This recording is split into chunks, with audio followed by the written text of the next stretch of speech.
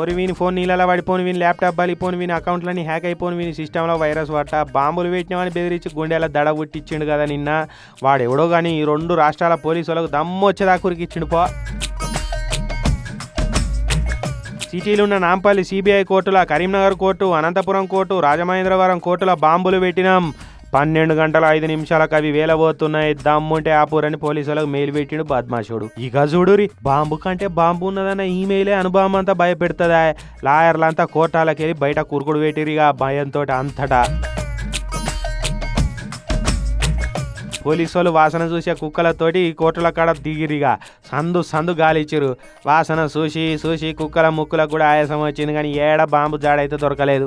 పాపం ఇక వాటి ఎంబడి ఉరికిన పోలీసు వాళ్ళు బాంబు స్క్వాడ్లకు కాళ్ళ పిక్కలు పట్టినంత పని అయిందట. ఉరికి ఇక బాంబు జాడ కోసం గాలిచ్చి పోలీసు వాళ్ళు గాయగా అయ్యారు, కానీ ఏడ బాంబు జాడ దొరకలే.